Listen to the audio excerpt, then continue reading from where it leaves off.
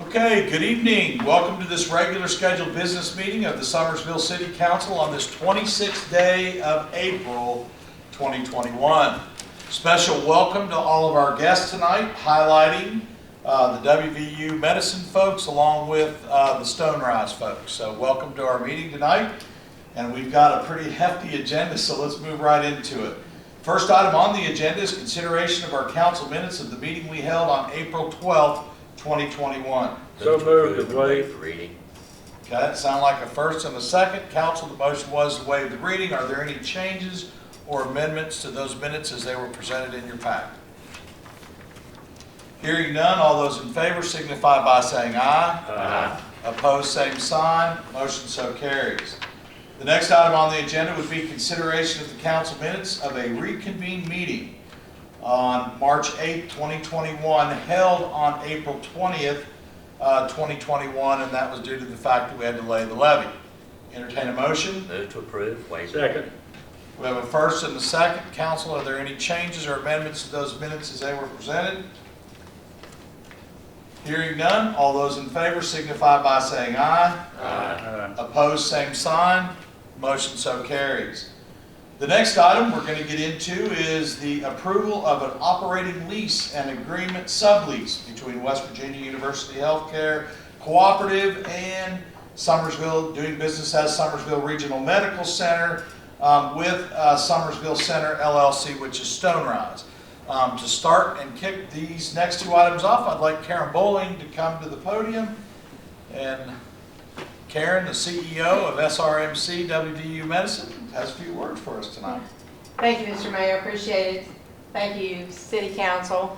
Very excited to be here tonight. As I think you all remember, the last time I was here was the approval of our lease agreement with Stonerise, and the next step in the process was to approve the sublease so we could get moving along on the build of our new nursing home here in Summersville. So we're excited about the possibility today of the approval of the sublease with Stonerise, and it sort of moves on to our next step in the process. I think we have all been very excited about this project, and we know what it's going to be able to do for our nursing home residents and our employees. We are very happy to have Stonerise as a partner.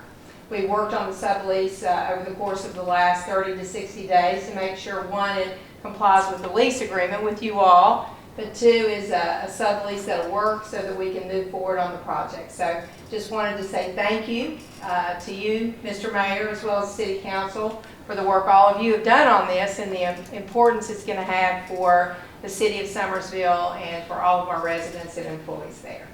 Okay. Thank you, Karen. Thank you. Yep, thank you.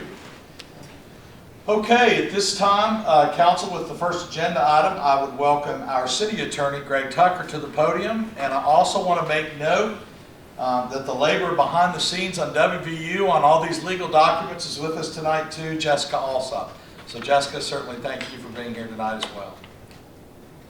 Thank you, Mayor. We've had the opportunity to go through the sublease and the lease, and essentially what it means to us here in Summersville is that we're going to have a new modern nursing facility. The sublease agreement, in my opinion, does comply with the terms of the lease agreement. And from where it's important to us is WV will always be there in between us and the new people. So if there is any kind of a default, then WV will be there to handle that situation for us. So I don't anticipate any problems. It's a long-term lease. It's a very good situation for the city of Summersville. Okay, so Council, I'll entertain a motion. Move to approve. Second. We have a first and a second. Is there any discussion and or questions? Council, you've all been provided in advance a copy of the lease. Hearing none. All those in favor signify by saying aye. Aye. Opposed, same sign. Motion so carries. Mr. Tucker, would you please write? The next item is the approval of agreement related to the sublease proceeds. And of course, it's with WVU Medicine and Summersville Center LLC. Greg, if you would speak to the second Sure. one. As I did with the building commission, I have to apologize to the folks from WVU Hospital. I left town last week, and they did not get a copy of this agreement until tonight. The essence of the agreement is that the proceeds from the sublease of the hospital with Summersville Center LLC, it's anticipated that those funds will be used exclusively for capital improvements to the hospital, our existing facility. As you know, the oldest part of the hospital now is essentially the nursing home. And we hope with those funds that will be upgraded. But what this agreement will do is ensure that those funds will be invested back in the city here at the hospital. Okay. Any questions? So let's get it in the form of a motion. So moved. Second. Okay, and then that motion is, what's the language? Well, essentially, it's a building commission. It's their agreement. with Our the approval hospital. of their, Yes. yeah, so it's still subject to review and finalization with WVU. Yes. Right. The thing I would like to highlight, and I think this is, this whole thing is just incredible and just remarkable for the city of Summersville and what we're going to have for healthcare as an extension from what we've already brought to the table with WVU Medicine. Now a 90-bed, from a superb operator, Stonerise, incredible reputation. We're glad to bring them to the Summersville family.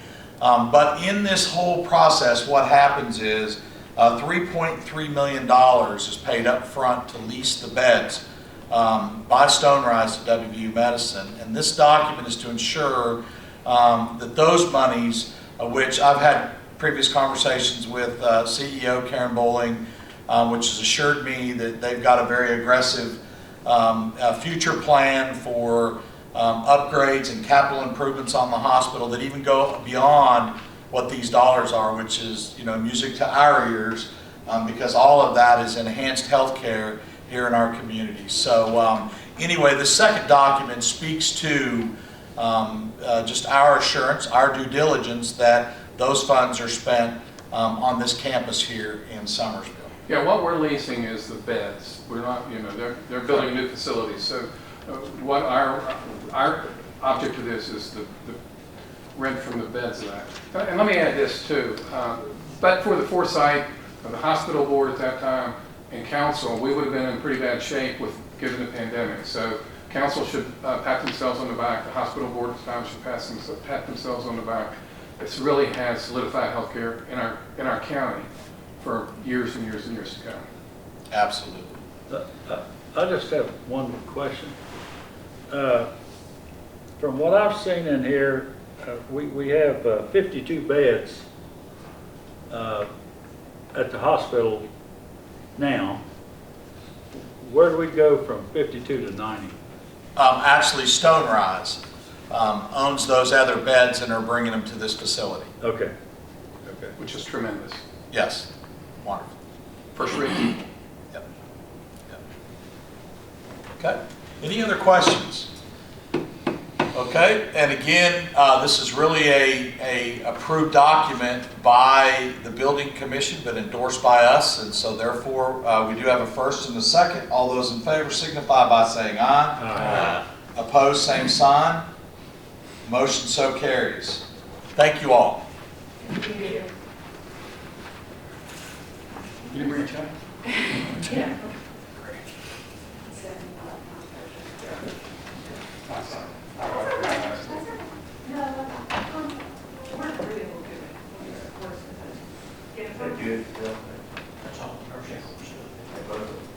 There's nothing else on the agenda. No. Yeah, good.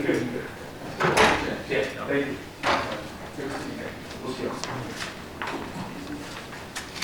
Thank you for coming. Appreciate it. Hey, Appreciate thank your you, help. guys. Appreciate your service. Have a good evening. Okay, council, the next item on the agenda would be your endorsement of a Summersville executive order that I basically issued effective today. And what I'd like to do is just read through this so it's clear. After talking to the city attorney, in lieu of the state of the state, which means the state of the city. Whereas on February 11, 2020, the World Health Organization announced a name for the new strain of the coronavirus, COVID-19, whereas on May 13, 2020, then President Donald Trump of the United States of America declared the coronavirus a national emergency, whereas on March 16, 2020, Governor Jim Justice of West Virginia declared the coronavirus a state of emergency, whereas on April 23rd, I, Robert Schaefer, the mayor of the city of Summersville, declared a local state of an emergency in the city of Summersville, retroactive to the March 16, 2020 date. Whereas this situation has caused considerable hardship for the citizens of the city of Summersville, West Virginia, and COVID-19 has a great potential of causing potential threats to critical infrastructure, private and public assets in the city of Summersville, West Virginia. And local governments has the responsibility to protect the public health, safety, welfare, and to mitigate the effects of such events. Whereas pursuant to, that's the state code, under the state of emergency, the mayor of the city of Summersville has the authority to waive procedures and formalities otherwise required by law pertaining to appropriations and expenditures of public funds. Now, therefore, I, Robert Schaefer, mayor of the city of Summersville, West Virginia, issue the following executive order by the authority vested in me through the state code of West Virginia. In order to provide COVID-19 pandemic construction relief and encourage investment in the city of Summersville for the 2-year period from January 1st of 2021 to December 31st of 2022, all building permit fees for projects greater than $1 million will be reduced by 50%. In witness whereof, I have hereunto set my hand and caused for the seal of the city of Summersville, West Virginia, to be affixed under my hand this 26th day of April in the year of our Lord, 2021. Council, again, this is being done on our behalf. We previously had conversation about this. This is just the best way to do it. So it doesn't require your endorsement because it's being done on behalf of this body, executed by me. I would ask that we put a motion forward to have your endorsement on this executive order. Move to approve. Second. We have a first and a second. Council, is there any discussion or questions? Hearing. I will say this. I have a guy that cuts my grass over, he's from Raynell. And he said, Chuck, I'm telling you now, I deal in 5 or 6 or 7 cities, and I've never seen anybody like Summersville that tries to help the people who want to do business in their town. And specifically, he mentioned the the B&O tax thing and this deal. So that kind of makes you feel good. Guy's coming in your yard and he says, I can't get my town to do this, or any other town that I work in. Yeah. So Thank you. I thought that's pretty neat. Yep, absolutely. Anybody else have a comment? Okay, hearing none, all those in favor signify by saying aye. Opposed, same sign. Motion so carries. I will add one other caveat to the pandemic that has really come across my desk here lately in a real serious way. And if you've been out and about in Summersville, you'll even see that we have businesses that are closed due to not being able to get labor.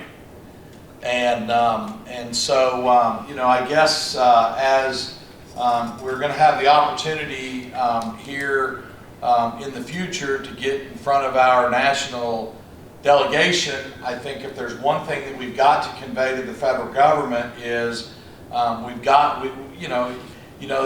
I certainly believe that we've got to be sympathetic to people that can't be employed, but on the other hand, I think in some cases we've over-justified that sympathetic situation to where now it's better to be on unemployment than it is work. And we are having, we've got restaurants today in Summersville not open because they can't get labor to open the doors. So, anyway, You've got contractors that can't work because they can't get people. yeah, yeah. So I'm hoping that we'll turn a corner and open the doors back up where it's more enticing for people to work than to, you know, lay on those benefits. So, with that said, the next item on the agenda would be the first reading of the medical cannabis ordinance. And what I'd like to do is read it and then ask for it to be put in a motion, and then we'll go to discussion. The medical cannabis organizations, the following supplemental provisions apply to all medical cannabis organizations or as otherwise specified herein. No medical cannabis growing facility, processing facility, or dispensary may be located within 1,000 feet of property line of a church, public or private school, or daycare center. No more than one medical cannabis dispensary is permitted within the city of Summersville. No more than one medical cannabis processing facility and no more than one medical cannabis growing facility are permitted within the city of Summersville.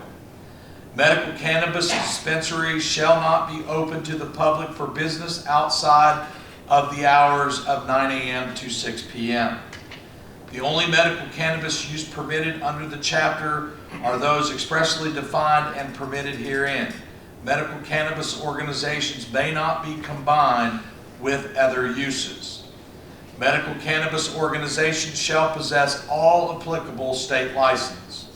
Of course, this is in addition to the zoning laws promulgated by the city of Summersville, passed 2021. I'll entertain a motion. So moved. We have a first Second. and a second. Discussion.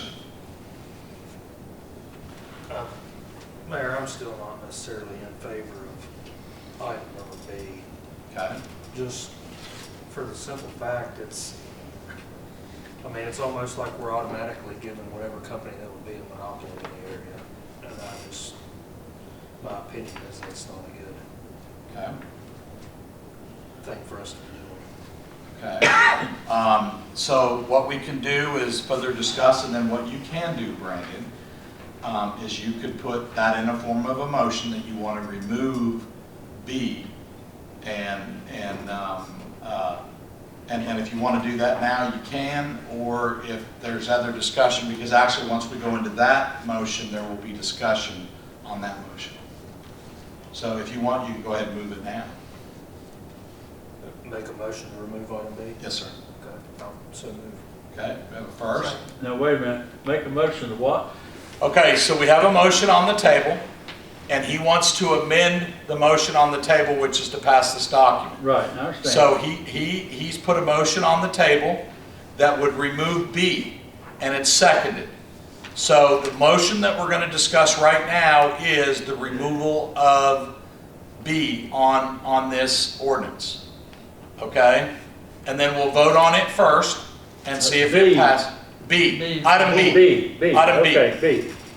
Yeah, to remove, what Okay. Brandon has first is he doesn't Okay. want, Okay, that's fine. the So now one, we'll the one. discuss that, right? Yeah. Okay, Yeah, he thinks it should not be restrictive to one. okay. Okay. So, discussion. Well,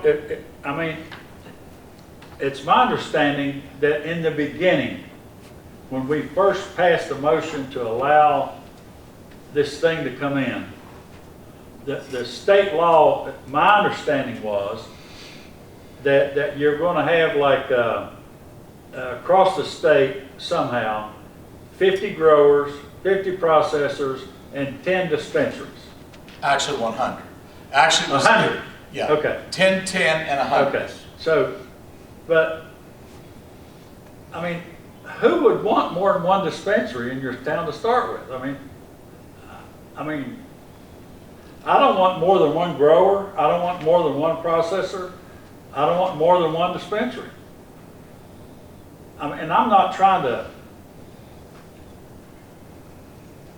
keep anybody from doing business in this town, but I would think that would be in a process between all of them to bid to see who gets to be here. that's what I thought this thing was all about in the beginning. You know, is, we had so many permits allowed, and then everybody came in and bid and tried to get it. So, I don't know, I mean, for me, you know, one dispensary and one grower and one processor, I don't want any more than that anyway, Okay, so, It, but anyway. it's not necessarily that I want more than one. I'm not sitting here saying that I want our streets, full of it. I'm just sitting here saying that I don't think it's our position to give one company a monopoly in the area. I mean, what if you were a consumer and wanted to have options or wanted to, competition, in my opinion, is a good thing. I don't know, I'm not saying that I want more than one. I'm just saying I don't like the idea of us giving someone a monopoly in Yeah. business. I mean, everybody in business would love to have a monopoly, but I don't think it's our position to give that. okay. That's just my opinion. Well, I mean, I kind of feel like that, we missed out on the game in to begin with. We had people coming in here bidding to use our town as a processor and a manufacturer and a medical facility, and we lost out on all of them. Now's our opportunity to get in the game. So, Okay, I mean, But that doesn't keep anybody from coming in right now and doing that. I mean, we're not excluding anybody. Whoever gets here first is going to be in the prime spot. It's just like any prime other, spot. it's just like any other kind of business situation. Well, You but get there at some first point with the down the most. road, if West Virginia becomes one of those states, like Colorado or California or Virginia now, I guess, and says, okay, recreational marijuana is okay. Now I think you're going to have an influx of these kinds of operations. But right now, West Virginia says we are not doing recreational marijuana. So I don't know. I mean, Furthermore, I'd like to add something. I think you guys know how I feel about this thing already. I was a little bit vocal last time. But there seems to be a little bit of lack of transparency in that this council has not been informed about who this company is or any of the individuals involved in this. I mean, this is being brought for the benefit of one particular individual or company. And we have no knowledge of who that is at this point. And unless there's some kind of extreme or extenuating circumstances or compelling reason why we should give somebody a monopoly, I just don't think it's good public policy to do that.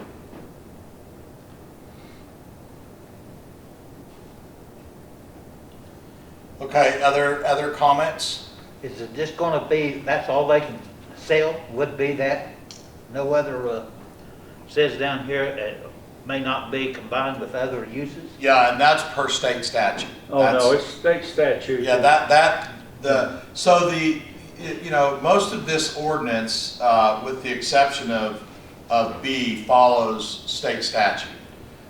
It's the guidelines that the state medical office of cannabis office of cannabis, it's in the state statute. So what I would say is, and I certainly understand what you're saying, Jim. I like I told you before, I respect you. Brandon, same thing. I respect you. The first thing I said when I sit down at the table with a company that wants to come to Summersville is, I would like to have that same opportunity with my business. I mean, I did. That's the first thing I said to him. But this is the way I look at it. First of all, I understand clearly what Jim is saying, and Jim, you were in the business for many years, working with companies, and I don't know why. I don't agree with it. But, they're in the process of changing permitting and working with the state. And so, they have requested to be anonymous until at which point in time they've been approved to make the changes to what they've initially set out to do, because they are moving their permit to the city of Summersville. And being a member of New River Gorge Regional Development Authority for many years, it frustrated me just like it did you, that companies are moving or companies coming in. I mean, I myself, in the last decade, have taken companies out to, or people out to the business park to show them, and couldn't be told who they are. You know, who this guy is that's working for this company was all anonymous. And it frustrates the heck out of me. Honestly, from the standpoint of saying it public, I don't think that at this point we should, because they've asked us not to. But certainly, from transparency standpoint, I thought I mentioned at the last council meeting, if you all wanted to know, you know, we would tell you. I mean, from the standpoint of the governing body or the oversight body of the city.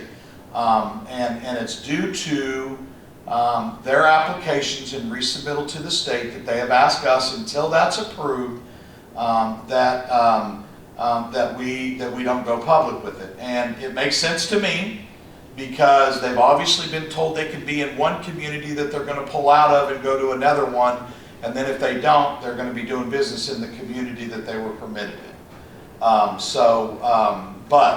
I understand and agree with both of you, but it's like this. We set out and passed all the regs to be in the game, and we weren't selected. And who knows what the future's going to bring. I'm not worried about the well-distant future.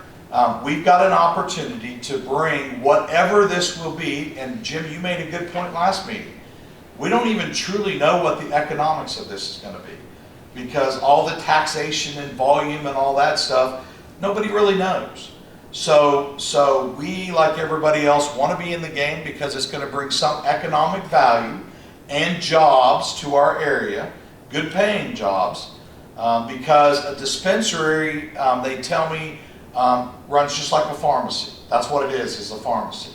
So anyway, and then there's all kinds of other requirements at this particular dispensary, because of the nature of what they're dispensing.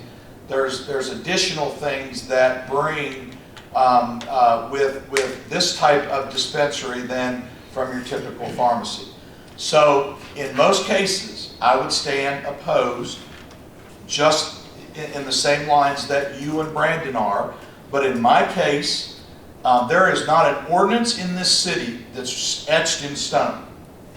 There's nothing. No ordinance we have that can't be changed. And this has been a request of the company that's moving, that they be the only game in town. And so, to me, it's a matter of, do we want to get in the game, or do we want to wait and see if we get in the game? To me, I say, let's get in the game. So, from the standpoint of me personally, if I had to weigh in on this as a vote, I would support this ordinance. And I think you know that. That's why it's on the agenda. So I totally respect what you guys are saying, and I understand. And when you talk about monopoly, Brandon, you're spot on. I don't want any business to have a monopoly. But again, I don't think that any ordinance we pass is etched in stone, and this is what this company wants to move their business to our city. How many potential jobs? I think we discussed that last time. I can't remember what the number was. I don't know if you had that. I mean, they estimated around 20. Yeah. Well, But in fact, and the only thing I would say is I've been in this town since 1972, and I have I fought a lot of things. One of the things was that lawyers couldn't advertise. You know, it used to be that was the law. Well, now what do you see on TV? Every single law firm in America, from all over the country, is on your TV every time you turn it on. Call 800 this, and I'll represent you. You know, and then banks got in the insurance business. I was in the insurance business all my life. You know, and that was a direct competition to what we did. And you knew when the banks got in the insurance business they had the advantage. You know, which they did, still do today. You know, they've bought up insurance agencies all over the country. And I'm just saying, if you want to get in the game, you better get in the game. I don't think there's going to be anything that's going to prohibit Summersville from having one of these kinds of businesses. I think if there's market out there and demand for this, I think somebody will come to Summersville and do this. And for this company that's considering this right now, there's nothing that can keep them from coming right here, right tomorrow and doing business. There's nothing standing in the way. We're not standing in the way of that. Well, I don't know about the state law, whether they allow that or not. I don't know. Well, and it may come to that, you know. From my standpoint, I'm not saying don't get in the game. I mean, we all supported this when it was brought up the first time. I'm just, from a standpoint of, just like you were saying, I mean, it wouldn't be fair for you to ask a city for a monopoly in business. Well, I don't know that it's fair for anyone to ask for a monopoly in business, for a city council to grant them a monopoly in that area. And that's the only reason that I'm for this. I'm just not for granting I someone understand. a monopoly. I just don't think it's a monopoly from the standpoint that they were limiting the number of participants all along. Well, but it's a monopoly in this area. I know they have limited throughout the state, but if we say only one business, and this isn't, I mean, this is because a business requested this. So by us granting that, we are granting that business a monopoly in this area. Temporarily, I agree. Yep. And I don't think that would be fair for any business, and it concerns me what businesses down the road don't want to try for that, request the city council to grant them a monopoly in here. So that's just where I'm at. I understand. Okay, anybody else want to weigh in that hasn't? Nope. Any other comments? I'm concerned with a couple of things. One, I understand what you two are saying, and I get it. My concern is there's only one right now that's interested in coming. That's my concern with that. I mean, if it's something that we do that we can change, if we feel we need to or want to, I get it, but my concern is, do we lose out? Yeah. And the other thing I'd highlight too, that we've restricted already, or previous administration has, these lotto places. That ordinance is so restrictive in this city that other than the locations that currently exist, you can't bring one of those in. And we've had company after company try. And because that ordinance is so restrictive, we have, done that same action before. If you go look at that, I mean, I can name you a boatload of and just like the one that's located right out of city limits now at with the hot spot, they didn't want to be where they were at. They went to 3 or 4 locations in the city and couldn't, because that ordinance is so restrictive, because back then city council decided they didn't want. Well, it should be They more didn't want restricted. It shouldn't be any of them. What's that? I said it should be more restricted. There shouldn't Well, be any of but them. I'm just As far saying, as I'm so it's not the first time that this body, and of course that was an ordinance that was in place right prior to my arrival, and frankly, there's been several times I've thought about bringing that ordinance back to the table and changing it, because there are locations that would be, in my mind, suitable for that type of business, but the previous council decided and administration decided they didn't want it. Gary, did you have something you wanted to say? I think what I would add, and I'll too echo what everybody, I think I agree with what you guys are saying too. The struggles that I have is there's nothing in this whole scenario that is breathing that this is an open business for everybody. I mean, the state has set it so that they're only allowing so many. And that's some of the issues that we've got in. We had, it's my understanding, we had people interested in this area. Actually, it's my understanding that they passed all the, everything that you had to pass, but was not selected by the state. So, it didn't work out. But the state's not really opening it up for everybody. I mean, it's almost a monopoly because you're only allowing a certain amount of people in or a certain amount of businesses in. And that's what we're running into. We just happen to have, I think, some interest in the area because the way the state did it, they overpopulated certain areas, certain markets. And that's the only reason I think people are now beginning to juggle around. So I think the state sort of set it up this way. But I certainly think we should get in the game. The only thing is, I think later when this thing opens up, I think the ballgame could change a little bit. But for now, there's a reason why the state is only limiting 100 of them. And I don't know what those, I'm not privy to those meetings, but there has to be a reason why they're only allowing 100. It sort of leans itself toward what I'm hearing, the market is just not huge enough for more than 100 for the state right now when it comes to the pharmaceutical thing. So I think we should get in the ballgame. Okay, anybody want to weigh in that has not had the opportunity before I call for a vote? Okay, so to be clear, we have a motion on top of the original ordinance motion. The motion that's on the table would be this cannabis ordinance minus B. So at this time, and let's do this by, why don't you raise your hand because I know we're not all going to be unanimous here. So if you vote in support of the amended motion, signify by raising your hand. Okay, so 2. Yep, Jim and Brandon. All those opposed, signify by raising your hand. Okay. Okay. So now we're back to the original motion.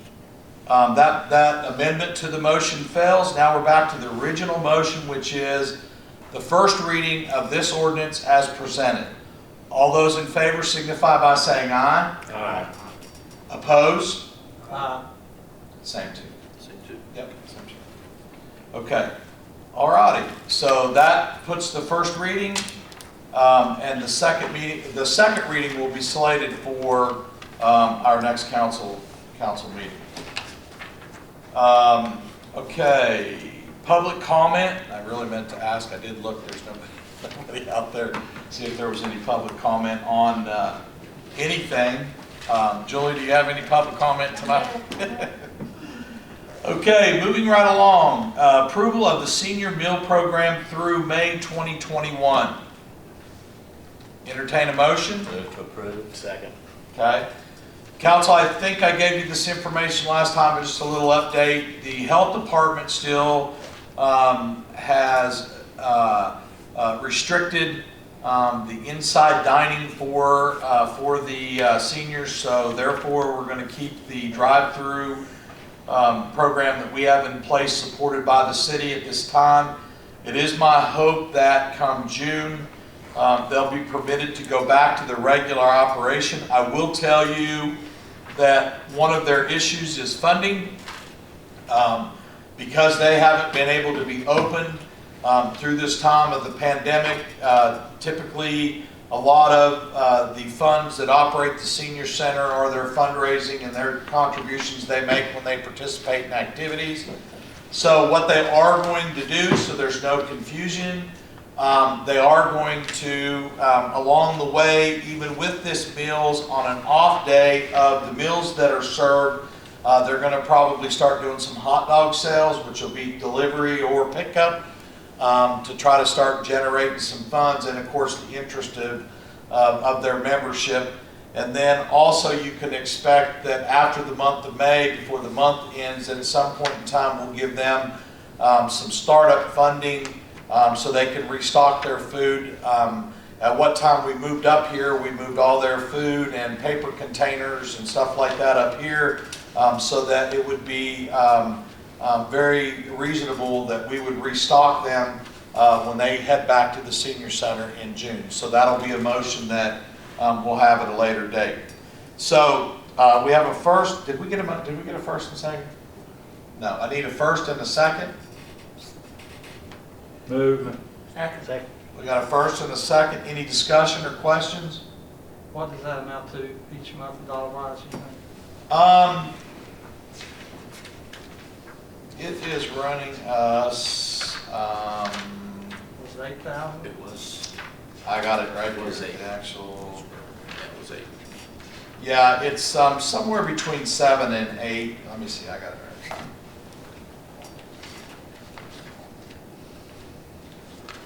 First one was 3 months for 24. So actually, March totaled out to be $8,605, but February and January were both $7,375. So between 7,000, I would say 7,500 and 8,700.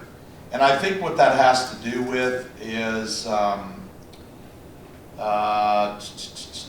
it's probably food cost because Well, actually there must have been, I think there was an extra Whether people week. Get out or not? Bad weather? What? I'm sorry, what? Whether people can get down there or not? Yeah.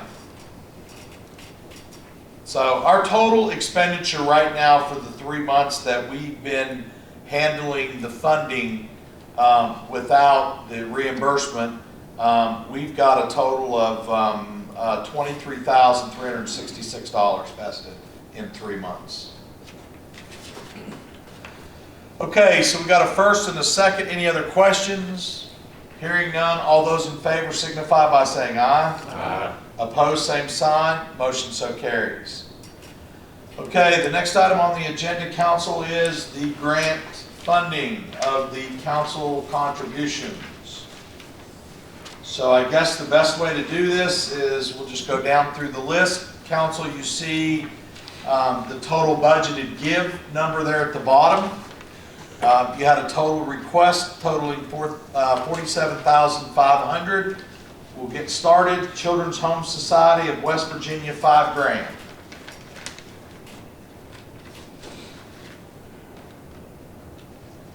Can we up that to 7? Can you up that to 7? Sure. Absolutely. Everybody good with that? Okay. $7,000 to Children's Home Society. Okay, Legacy People's Place, $1,000. I hate to see those people getting taken by buying a mixer or whatever it is they needed, and it wasn't any good. I would be in favor of giving them more money. What I would like to do, I wrote her name down, I'm gonna call Gary Workman, who's Modern Equipment. I've done business with them for years. They're using a KitchenAid. I'll see if he can sell them used Hobart. They need a Hobart like all these other restaurant type places. So if that matters, I would think 1,000 would probably do it. How much? 1,000. 1,000, That's what they asked for, was 1,000. yeah. I was just gonna try to help her out because they've obviously tried KitchenAids and that's not. 1,000 more? No, just what they asked for. I think we could get her a used Hobart for 1,000. But that's just my opinion. But what if you can't? Should we say, we'll give you Okay, the authority to do 1,500 or? yeah, that works for me if it works for everybody else. I'm I mean- just trying to help them out. I mean, what do you think? I They mean, don't have sources. Well, Hobart's an industrial one too. Yes, I mean, it it's is. compared Very to much. the other one, I mean, I think. I mean, what you gotta be careful about, obviously, is we've got a lot of people with a great need. And then you got others that have a need that maybe are just looking for a handout from the council and they don't wanna go out and, Working. Yep. raise money or whatever, but, we should help those that we honestly feel like that need it, and if we need to give more, we'll give more, or less, we'll give less. So, I'm just saying, 1,500? if you can't find it for $1,000 but you can get it for 1,500, Okay. you know, maybe, I mean, I don't even know if we can do that, but. Okay, so just, so you all can do what you want with that number at the bottom. But I will tell you that, you know, in the event that you don't give the total budgeted $75,000, you could always give other grants at a later time. If you do something like that, they have a full year, so it would restrict out of that money any additional monies that you give that they've got to come back and, you know, so if you say 1,000, but if it costs more, come back to us, you know, they have a full year to execute that grant, so those monies would be restricted until they did their final report. It could be restricted for the balance of the year. But if you said 1,500, we just subtract 1,500 and send 1,500. Well, We can do it however you want. I just want you to know that it I'm would gonna leave it like restrict it that is. out of the balance. whatever y'all think. I'm good with like that, leave it like it is, and that way. Just leave it at 1,000. $1,000? If Mr. Stedham can Yeah. get it lined up, that's Negotiate. great. If we need to do something else, we can do Yeah, I need to something. be willing to help them a little bit. Yeah. because I think they're worthy, yeah. Okay. Go in the backyard and dig up a can. Okay, the next one, Love Works, 3,500. We've done it the last couple of years, right? Yeah, For they cut theirs last year by 3,500. about 500.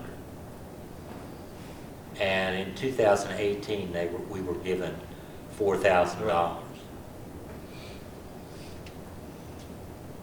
And for the products that they offer, those things are going up and up and up and up and up.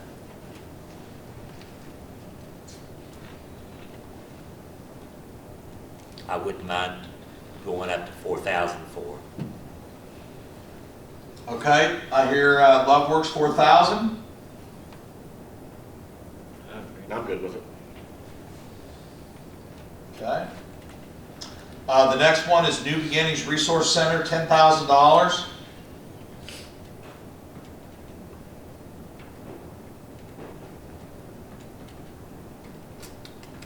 I know it's a big jump, but they do a lot of good stuff. Yeah.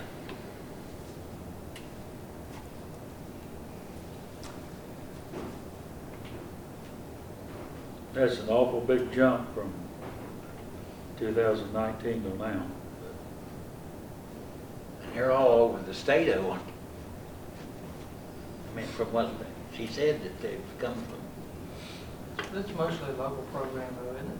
Do what? I think it is mostly a lot, I most. think she mentioned she's up to 6 counties now. Yeah. Way in the I money. know. Surrounding counties though, right? Yeah.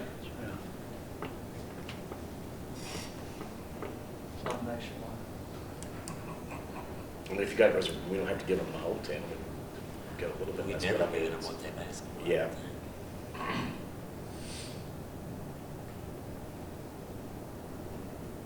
Is there a number sticking out?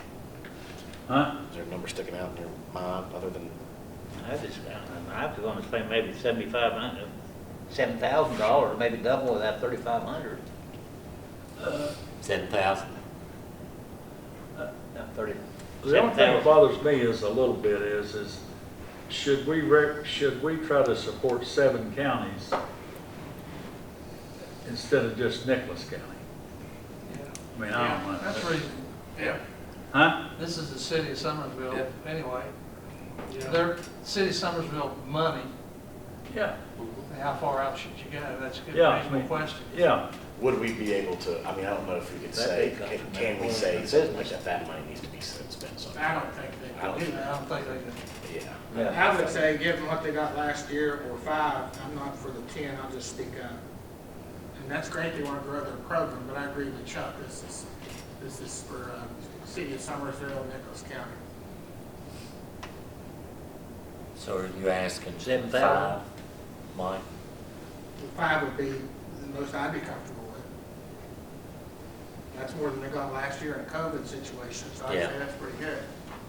So New Beginnings Resource Center, I 5,000. understand how good they are, but like Chuck said, they're really broad. I mean, obviously, I got nothing against them at all, but, so 5,000, is that what we say? Yeah.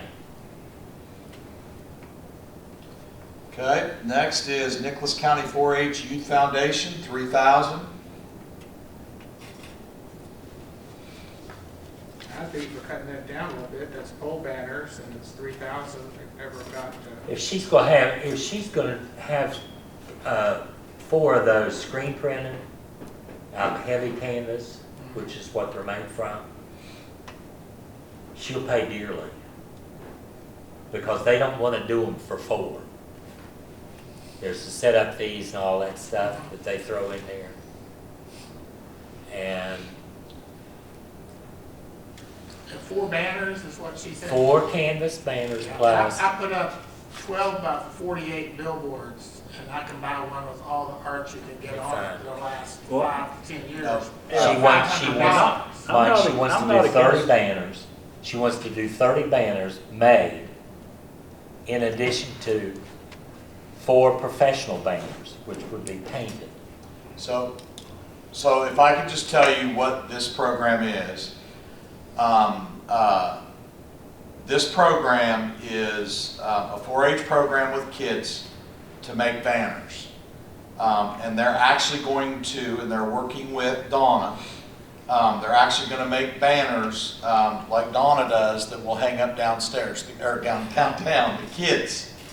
And actually, obviously, Donna has done a marvelous job at our banners downtown Summersville, but those are all handmade.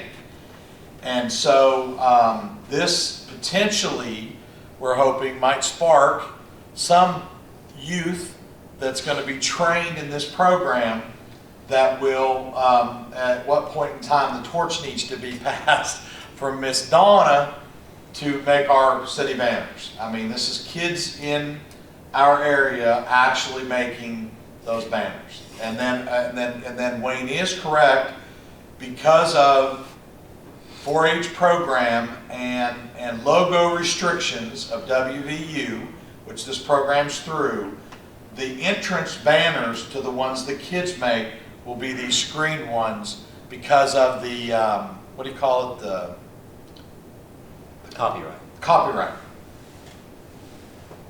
So this is a program funding kids making downtown banners.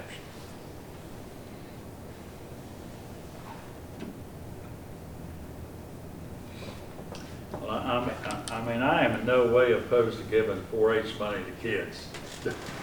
You know, I mean, I'd love to fund them in a lot of ways.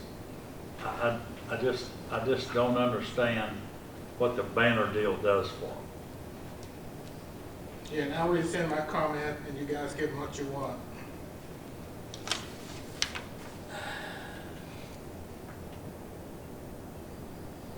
I'd be for giving them 3,000 that they asked. What's that? I said I would be for giving them the 3,000 that they asked. I don't know whether she's gone down any other avenue to ask for funding or not. I have no clue. She did call, or Donna called her back, and they were on the phone forever. Of course, that's 2 women talking, so there you go. I'll go with that, 3,000. And I don't have a problem with the 3,000. I don't either. Well, I mean, that's what they asked for. Yeah. Okay, 4-H, the 4-H Street Pole Banner Program, 3,000. The next item is the Nicholas County Community Foundation, 5,000. I just leave that.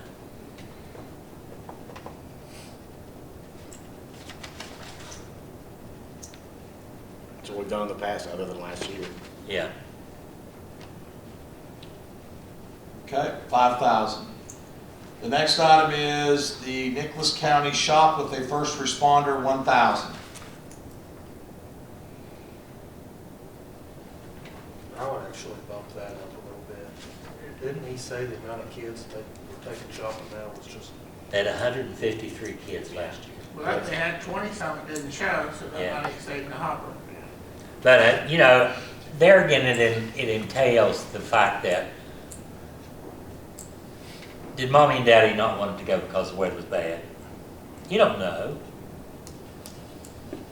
I don't know what day they went or anything else, so I can't help them much there. But I don't want to see any kid go without anything for Christmas. I really don't. I think it's a good program. I think we should support it. Yep. I do too. Brandon, do you have a number? My deal would, I'd give them $2,500. That's what I'd do, but that's just me. The needs grow. That'd be okay with me. I was Well, gonna say- I was gonna say everything's gonna 2,000. be higher. And it's gonna be worse this year, I Yeah, would the needs imagine. grow. Okay, so the shop with the first responder, $2,500, is that what you're saying? Fine. Okay. The next one is the Nicholas County Special Olympics. Let's see. It looks like they were going to go. Are you writing those amounts down? I think we'll get it. That's what, sure, he was describing, they indicated like right here, they were going to go to the launch fall. Well, again, in my opinion, you can't give them too much money. Look, if they're gonna go to the summer and the fall, Bud, $2,500 is not gonna go very far. Do you have a dollar amount? If you've ever been to one of those events, if that doesn't break your heart, I don't know what would. Actually, I wrote down 4,000. Okay, 4,000, everybody agree with that?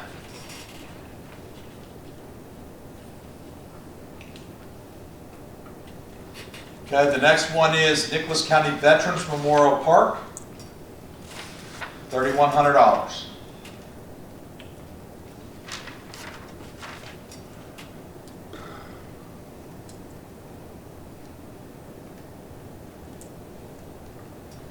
I'd go with it.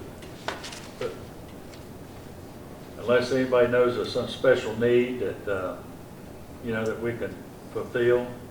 They were doing, that was a kitchen project, was it? Am I mistaken? Is that correct? It wasn't a kitchen project. I thought it was. It was, Gutter on. gutters. Gutters, that's right. Cleaning a ditch out. some drainage around some of the cottages and Yeah. seamless gutters for the dining hall. That's right. Okay. It's county So what, commission. I mean, you think they need more money or what? Well, they do need it. They really do. Because like you say, everybody else in this pandemic, they never had any I mean, like I say, fundraisers. we've got the money available, but the more we Don't put to this project is the less we've got for special projects that come along later. But if it's worthwhile, I think that park out there, I came to this town in 1972, and I've never seen anything like that park ever in my whole life. That's provided services for people locally. I guess it's always going to be a question of how much should the county do, how much should the city Right. do? I understand that, How much should the users do? yeah. There's always a struggle with that. Trying to The county determine just that. I has think there a needs to be a certain figure. long-range plan for the park. Well, that's another thing. I think at some point, we need to try to get together with the county and the city and get a grant writer. There's lots of money out there, Got one. all over the world. Yeah, for grants. we have a grant writer, Chuck. Oh, do we? Yes, we do. Okay.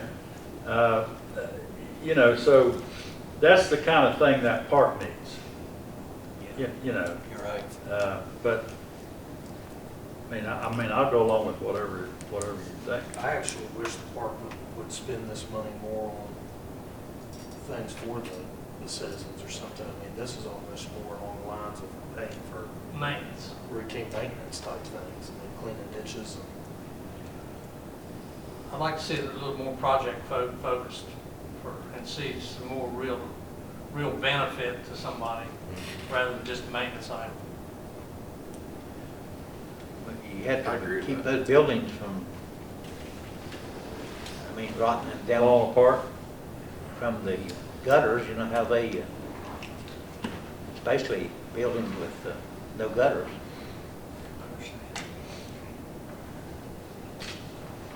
Well, I throw a think figure out there, Gene. Ah, Throw a figure out there. I say $4,000 would be a good one. Because right now, they're trying to fix up the DNR building. For they was going to tear it down, but they need it for Is that the one beside the school, the old schoolhouse? storage, but they need it for storage. That thing's about to fall down. I was up there the other day. Well, no, it didn't fall down, but they've got cinder blocks just like everything else. They will fall down if you don't repair it. And if they don't have the funds.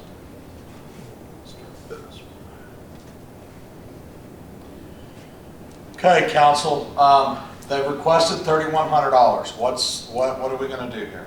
What are you all gonna do? Get 900 more, make it 4,000.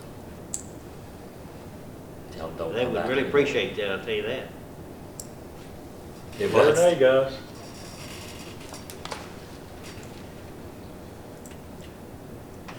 Yeah, so 4,000 is the number. Okay, so you picked your numbers, so now, the only thing I would add is that in this budget, they also get $25,000 from the city. So they're getting $25,000. And I did see where the county commission attended their last meeting, and the county commission, Gene, you're on the park board, so you know, I'm hoping that there is going to be a financial step up from the county, because the other thing that I would like to add is not only do we give the $25,000 to the park, but we pay the city on behalf of the city, the citizens that we all represent. The city pays the ticket for all user fees for all youth activities. The Little League, the soccer, and 4-H.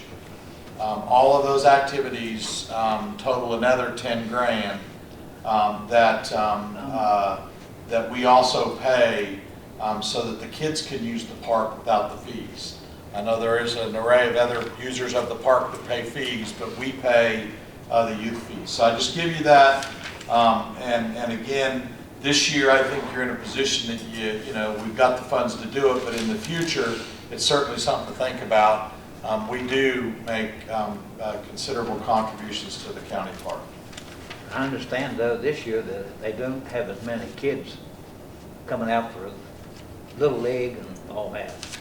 Well, Gene, the other thing too that I haven't had the opportunity to get with the park yet to reconcile, but Stasny, what was her first name? The park, Oh, it's a new one. no, what was her name? Stacy? Stacy Stasny. Before she left, I have a reconciliation that her and I sat down and went through, and we actually paid user fees for a season that didn't happen. So we have to reconcile those fees with the park, because you know, we're actually we paid all of the user fees for 4-H, Little League, and soccer for the seasons they didn't have. So we still have to reconcile that. Anyway, enough about Veterans Memorial Park. Moving right along, Nicholas Old Main Foundation, $4,500.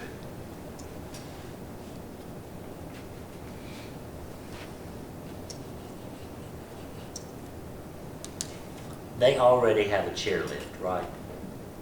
Yes. It looks like that number's gone up considerably since 2017.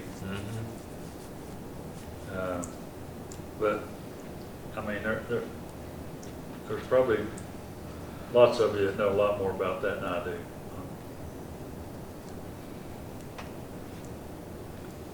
I don't think they have many up there working. Do what? I don't think there's many of them up there that's able to work up there. Yeah. And so this is for project specific to fix the, you know, the handicap access, the chairlift to get people to, into the facility.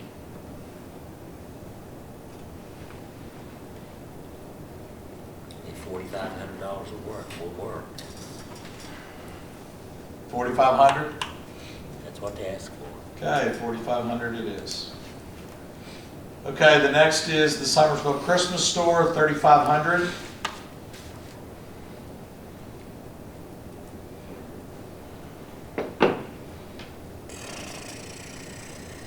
How about 4,000 on that one?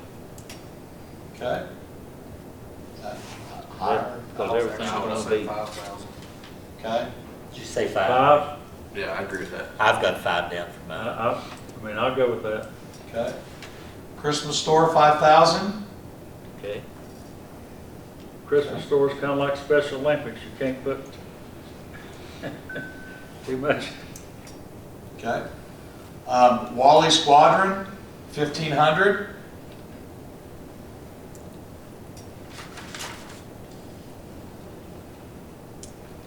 okay.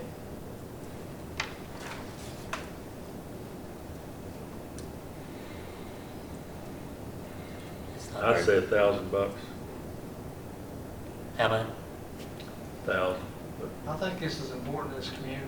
I Yeah, say 1,500 is very important to the community. Okay. Agree with that? 15. 1,500. Okay, the last one here, Nicholas County Extension Service. This is the agricultural day for all third graders, $3,900. Did they get to have that last year at all? Do what? Did they get to have it last I year? don't think, I think he called in and said they weren't, that's why they put 0 on He it. said 3,200 though, whenever he made that. Didn't he? Yeah, Brandon is correct. They were budgeted, but they didn't take the money because they didn't have it. So that's why it says 0. This is the actual funds that they were given, So did, not requested. So they were not given any last year because they didn't have. okay. And I will tell you all, and if you remember, and I can't remember what the other one was, but there was thought that maybe this stuff might not happen, or there were things that wouldn't happen, and we did give additional funds per your all's to Sozo and somebody else, and I can't remember who the other one was. But 2 organizations got some additional funds because of not entirely what didn't happen, but y'all wanted to give them additional. We were restrictive on how much we had, so I know Sozo and somebody else got additional funds.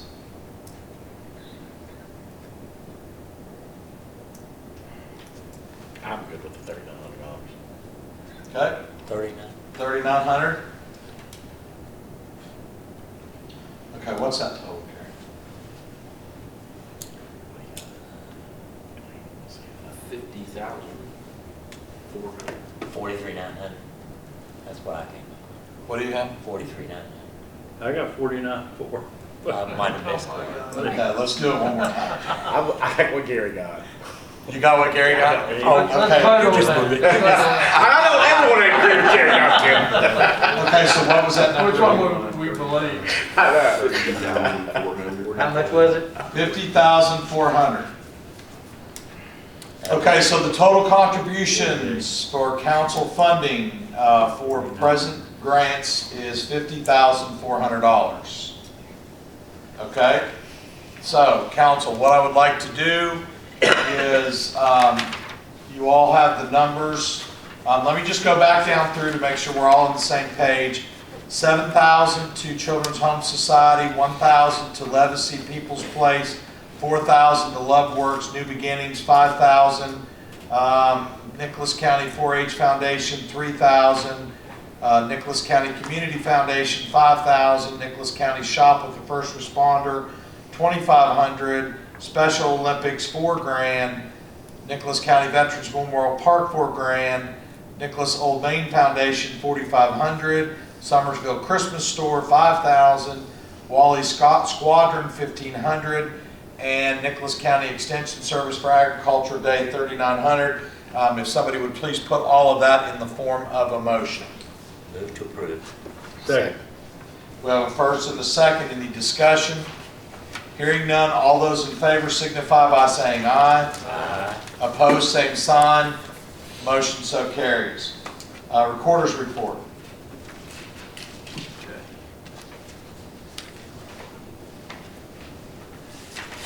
All right, by the request of the council, I was asked to present a report of delinquencies. So I'd like to go down and just present some of those to you. Water delinquencies, our utility invoicing, just so that you know, our invoices are water only and water and sewer. The delinquencies focuses this evening on delinquencies of 60 to 90 days and greater than 90 days. On 60 to 90 days, our water delinquencies are $6,083. Our sewer is $4,614. Greater than 90 days, water is $20,579. Sewer is $21,295. These, I want you to know, are the totals of all user types combined. I combined all of them together. That is commercial, governmental, industrial, and residential. On the business license, in 2020, we had, this is an amazing number, that's the reason I wanted to throw this out there, but in 2020, we had 914 businesses on our books relative to the City of Summersville business licenses. To date, we have 11 delinquents. That is less than 1%. Now that is the business license, okay? B&O, we have really two ways of filing B&O.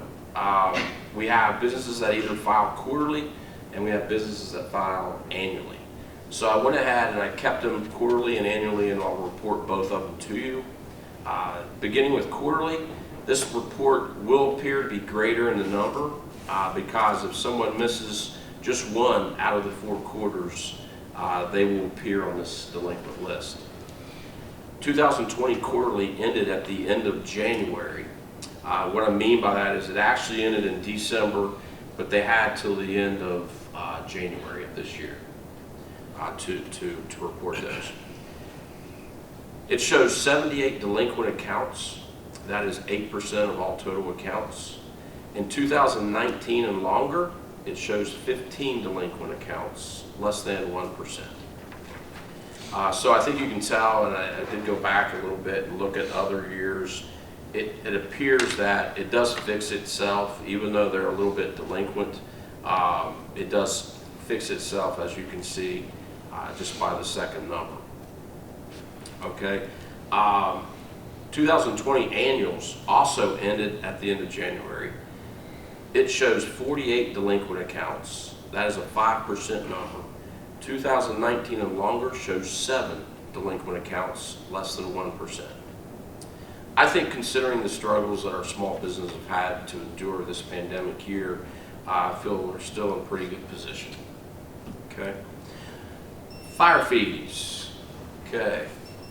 Outside of city limits, the delinquency balance is $99,600. Inside the city limits is the delinquency balance is $67,051. Okay, I think it's important to know that in 2018 we began the fire fees outside of the city limits. Looks like it collected approximately $218,000 on that, so we have collected well with that. Regarding the delinquencies inside the city, I think it's important to let everybody know and this council know we are moving immediately to the magistrate court with all balances that qualify.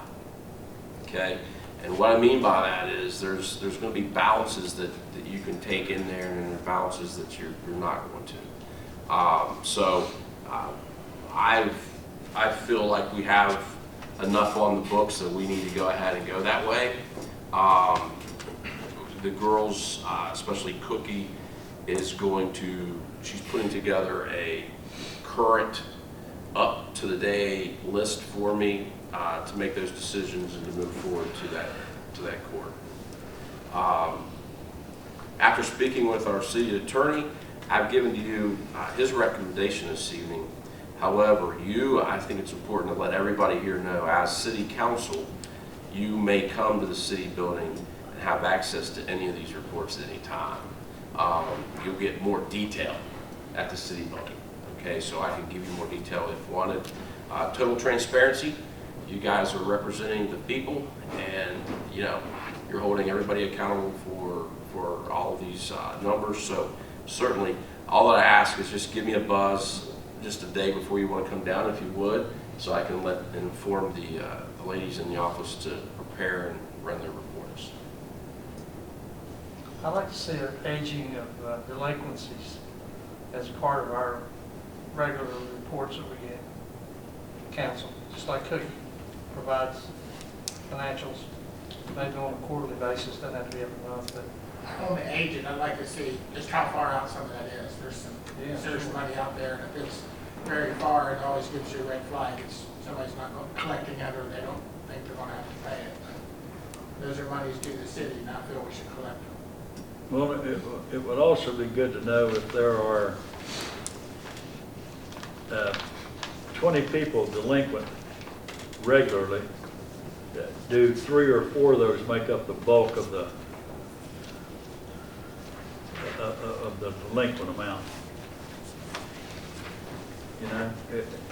If you know that, then you know what you need to address. Yeah, absolutely. And you have access to that. I can show you those. I mean, if you I'd like to see it in the form of a regular report. Yes, I would too. And we talked about it years ago, before Mayor Schaefer came aboard. It's a long time. We were under the understanding that if you're a company or a vendor, you don't do business with the city unless you're current. And that was broken several times that I knew of, and I just totally disagree with that. If you're not current paying your fees, you should be transacting with the city. Mike, I've actually used that to collect, okay, and to get people current. We've had some of those businesses that we do business with, and that was one of the things that when I went and approached them and followed up with them, I said that you need to be current if you're going to continue doing business with them. And not that in those cases we were a big player, but we were a player. So yeah, I've used that before, Mike. Okay. I would hopefully make this statement and not be wrong, but I would even easily make the statement that we do not transact business with anybody, the city of Summerfield, that doesn't pay a license and pay their B&O. That's a good I don't thing. know of anybody on the books currently that we are doing that with right now.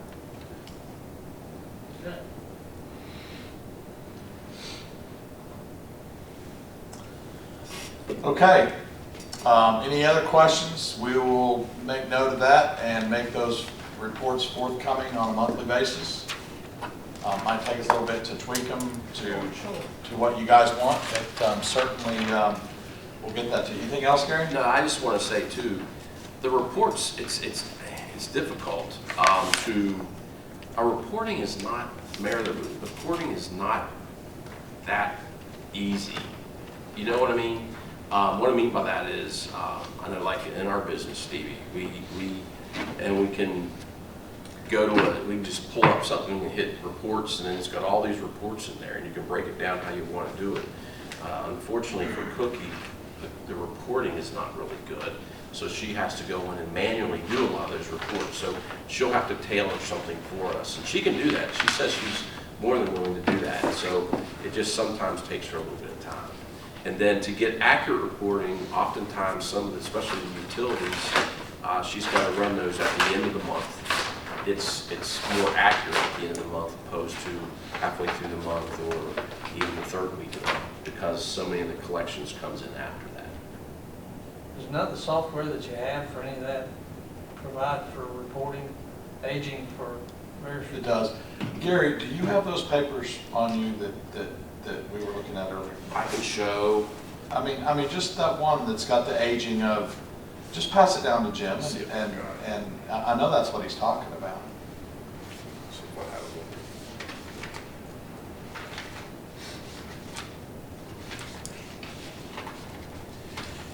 it. I mean, just have Cookie come and tell us what she can do and can't do.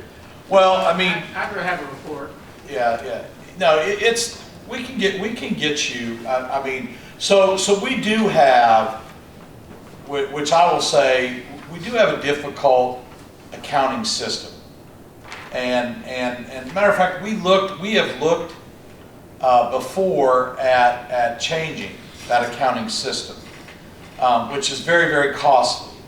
Actually, we are looking at right now through the state auditor's office moving a small piece to this new platform that the state's providing. And I don't know, as I told in conversation with Cookie and the state auditor, if we find that platform to be user-friendly, then I could see us migrating more to it.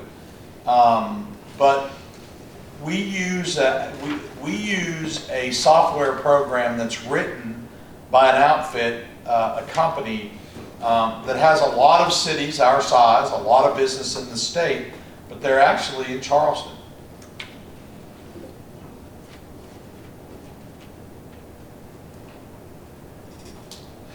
I was trying, is it ASI? Isn't it ASI? I mean, that's what you're talking about, right, Jim? Give you stuff like that? Yeah, I think it could be a little more simplified for our purposes. Okay, we can do that. But I think it's just a good point of management, but it's not just for us, for council. I mean, we have financial oversight responsibility. But I mean, as far as internally managing the city and the finances, I would think that people that are involved in that need a good system. Yeah. And it's interesting because I was telling Gary today about giving you all the information. Technically, your job is to make sure he's doing his. I mean, that's it. I mean, that's your oversight, is to make sure that we're doing our job. And so, that's, and it is, and we have seriously looked at trying to change our platform, but it is, I mean, because there's simple crap that we should be able to do with our software that we can't. I mean, it frustrates me. I mean, real simple stuff. I mean, stuff that's so simple I'm embarrassed to even say it publicly, because you'd say, oh my God, is your crap that antiquated? And in some cases it is. And again, so let's see what develops out of this new platform that the state's bringing. I'm leery there too, because I don't know, as I have talked to J.B. McCuskey, the state auditor, it concerns me sometimes the state jumps in with both feet. Somebody else comes along and pulls one of the feet out of the fire. And now you've got all your eggs in the state, and now they're no longer doing what they say they'll do. So anyway, we'll and actually what we can do too is let's work on that. We'll work on the monthly regular reporting, and also give them some update, maybe even where we're at with our software. I mean, it's expensive. We've looked at it before, hundreds of thousands of dollars to change to something else. I bet you between, see, it used to be they just limited one side.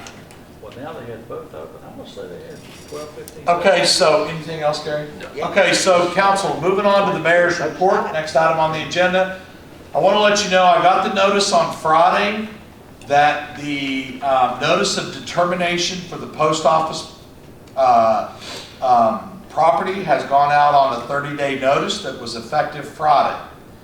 So I want to explain to you what that means. By federal law, there are two notices that have been served on that property. The first notice is determination of homeless suitability and availability. That's by federal law. Okay, now I will tell you that in in-depth conversation with the office, the GSA, which is the General Services Administration that handles the disposition of the property, they have to do that by federal law. And then, of course, the organization, and just so you know it, I mean, there's a lot, just two people or just an organization can't form and say we want to make, I mean, there's a whole lot that goes into that. So in most cases, it's very complex with financials and, just anybody can't turn it into a homeless shelter. The other notice that was served was surplus determination. And you have 30 days if you have interest to apply for determination. The city will not be applying, the county will. And quite frankly, from my standpoint, we don't have to do anything official, but I support the county's application. They're actually going to apply and try to make it the new 911 center, which I think is perfect usage for that location. And then also, if you followed any of that in the newspaper, the other course was going to be, mega money. And so to me, what a great opportunity, for that location to be our new 911 center, and also house a component of the sheriff's department. So anyway, the county will move forward with serving a notice of their interest in surplus. So anyway, that notice came out Friday. It's a 30-day. You gotta apply in 30 days. So it would be roughly May 23rd that the 30-day notice would be up. Okay, the other thing I want to just give information on, the trade specialist 2, that's the maintenance person that works here at this facility, that the city pays 34% of wages and benefits. That position is open. It's being advertised right now through this Friday, April 30th. It's been out for some time. Basically, it's a variety of trade skills are required and janitorial skills. Of course, if you're interested in that job, you apply through the Army National Guard. Salary range on that job is from $31,000 to $44,000 plus benefits. The Forestry Council, Arbor Day Celebration Council, if you can, it'd be great to see you at this if you can make it. It's at Summersville Elementary School. Kenny Baker is the chairman of the Forestry Council, and they're holding the Arbor Day celebration on April 30th, which is this Friday at 9:30 a.m. And it's all going to be outdoors at the grade school, so you're welcome to attend. And furthermore, I would encourage you if your schedules allow. Paving, our city paving. Actually, the milling started today. We are paving. We're going to put down about 2,086 tons in our city. I previously distributed those areas that were being paved some time back. I gave you all the list. And then in addition to the 2,086 tons that we're doing with our streets, we're also going to redo the paving at the fire station. So if you run by or drive down Arbuckle Road and you see all the fire trucks staged there in front of the new city lot, that's because their paving is going to take place, and it'll be one day. They'll move them out in the morning, they'll pave, and then be able to move them back in the evening. But all of our paving is underway. Actually, they'll start paving in the Holly Hills area tomorrow. Neighborhood Watch meeting is going to be here on May 4th, which I believe is next Tuesday. Is that right? Yeah, next Tuesday. Important meeting. I encourage everybody to not only come for the information that's dispersed and discussed about Neighborhood Watch and partnering with the police department. This is run by our police department. But we've also are going to highlight at this particular meeting street safety, particularly speed in city streets. We've had a lot of inquiry, and so I've asked myself and Gus will be attending that meeting in particular, talking about remedies that people want us to do that we can't do, but things that we're willing to do in some of these city streets because there seems to be, on some areas in particular, some issue with speed on our city streets. So we're working through that. And then the last thing I'd like to highlight is starting Sunday, it's National Tourism Week. And I just want to highlight real quick our CBB. They've got some activities planned for the week. Just real quick, on Monday, They're celebrating 2 businesses opening, one grand opening, which is Lakeside Outfitters, and the other is reopening of the Tractor Bar. On Tuesday, May 4th, is Business Wear Purple Day, encouraging businesses to wear purple and then tag the many options, Facebook or Instagram with the CVB. On Wednesday is the judging of the Welcome to Summersville Business Decoration Contest. So there is a business decorating contest with prizes. They're asking you to decorate your business welcome in a Welcome to Summersville theme. If you do decorate your business, they ask you to let them know so they know that you'll be judged. Thursday, there's an open house here at the Conference Center, which houses the CVB from 12 to 2. I'm asking you to come out and meet the new director, Alicia Hudkins, and pick up a goodie bag. And then all the winners of the purple, dress purple, and the business decorations will be announced. And then on Friday, the new CVB director is going to hit the road and go out throughout Nicholas County, giving away T-shirts that represent the National Week of Tourism. Also tagged into the tourism celebration is our very own Summersville Arena and Conference Center. You're encouraged to go to their site starting May 3rd and play trivia May 3rd to the 6th. And if you answer the question right, you'll be put in for a drawing. And of course, that's at SummersvilleArena.com. So again, big deal. Tourism means a lot to our economy, so it's right that we celebrate the National Week of Travel and Tourism. That concludes the mayor's report. Does anybody have any questions?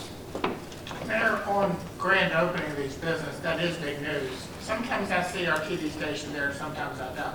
What is their policy on coverage of those important events for the city? I thought the opening of Starbucks, even though I don't believe in the politics, would be big news to the city. I did not see them there. Yeah. There's others I don't see them at. Yeah. So, Yeah. So,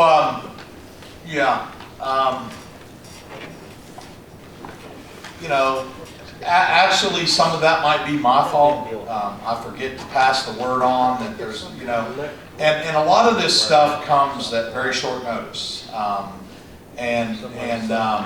Just for example, this information that I just dispersed, I haven't had it a long time, but unfortunately, we don't have a good community calendar, which would be obvious where. Could they not check in with the chamber once a month and get what's going on? Yeah. TV station? Yeah. Yeah. I will. I know you got enough work to do. Yeah. Yes, we will. I will see what we can do to enhance. Because frankly, I think that we do a better job. We do still miss some stuff, but all we need people to do is call and say, "Hey, this is going down. Can you, can you come?" Well, I'm sure businesses open in town that don't realize we have that service. Yeah. So they're not going to know.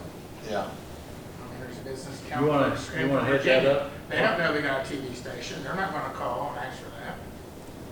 Yeah. Okay. Okay. Any other comments or council comments? What's the status of the Kentucky Road stormwater project?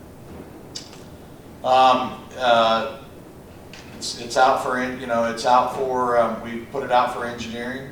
An engineer was selected, Thrasher, and right now it's in their hands. And of course, it's all contingent upon state funding, and that's what they're doing, is putting the package together for state funding. Also, another update, the engineer was selected last week. As a matter of fact, the letter of notification went out this morning to E.L. Robinson on the sidewalk project. That project engineering will start right away because we already got the funding on it. The other thing I did do today is I sent an email authorizing them to go ahead, because I was encouraged by the state for us to go ahead and apply for the first round of funding for the project that technically hasn't been engineered. And the state said probably because of the size of that project, we'll get it in a couple of years of funding. So, you know, we're gonna apply for about $200,000 this year. Yeah. As soon as, you know, interesting enough, today, Chad,